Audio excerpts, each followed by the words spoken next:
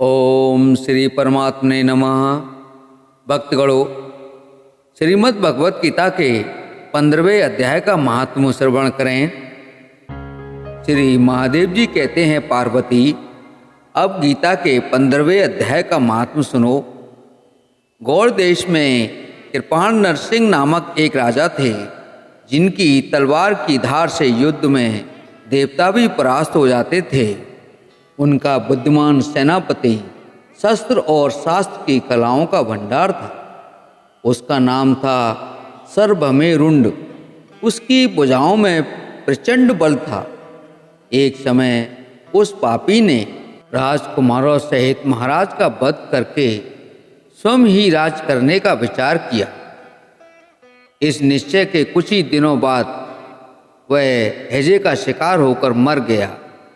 थोड़े समय में वह पापात्मा अपने पूर्व कर्म के कारण सिंधु देश में एक तेजस्वी घोड़ा हुआ। उसका पेट सटा हुआ था। घोड़ों के लक्षणों का ठीक ठीक ज्ञान रखने वाले किसी वैश्य के पुत्र ने बहुत सा मूल्य देकर उस अश्व को खरीद लिया और यत्न के साथ उसे राजधानी तक वह ले आया।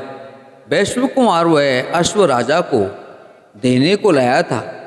यद्यपि राजा उस वैश्व कुमार से परिचित थे, तथापि द्वारपाल ने जाकर उसके आगमन की सूचना दी।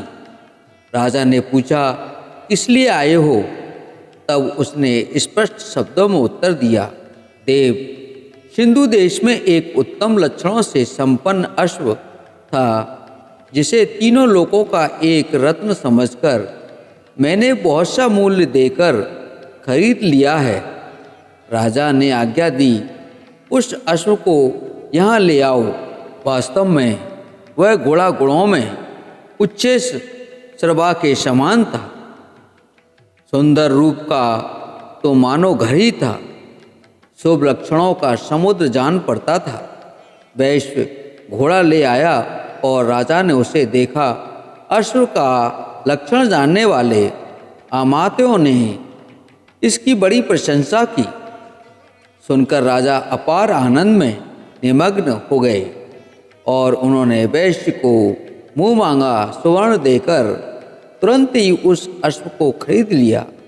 कुछ दिनों के बाद एक समय राजा शिकार खेलने के लिए उत्सुक हो उसी घोड़े पर चढ़कर वन में गए। वहाँ मृगों के पीछे इन्होंने अपना घोड़ा बढ़ाया। पीछे पीछे सब ओर से दौड़कर आते हुए समस्त सैनिकों का साथ छूट गया। वे हिरणों द्वारा आकृष्ट होकर बहुत दूर निकल गए। प्यास ने उन्हें व्याकुल कर दिया। तब वे घोड़े से उतरकर जल की खोज करने लगे। घोड़े को तो उन्होंने वृक्ष की डाली में बांध दिया और स्वयं एक चट्टान पर चढ़ने लगे। कुछ दूर जाने पर उन्होंने देखा कि एक पत्ते का टुकड़ा हवा से उड़कर शिलाखंड पर गिरा है। उसमें गीता के 15वें अध्याय का आधा श्लोक लिखा हुआ था। राजा उसे बाँचने लगे। उनके मुख से गीता के अक्षर सुनकर घोड़ा तुरंत गिर पड़ा और अश्व शरीर को छोड़कर तुरंत ही दिव्य विमान पर बैठकर वह स्वर्गलोक को चला गया। तत्पश्चात राजा ने पहाड़ पर चढ़कर एक उत्तम आश्रम देखा, जहाँ नागकेसर, केले, आम और नारियल के वृक्ष लहरा रहे थे। आश्रम के भीतर एक ब्राह्मण बैठे हुए थे, जो संसार की वासनाओं से मुक्त थे।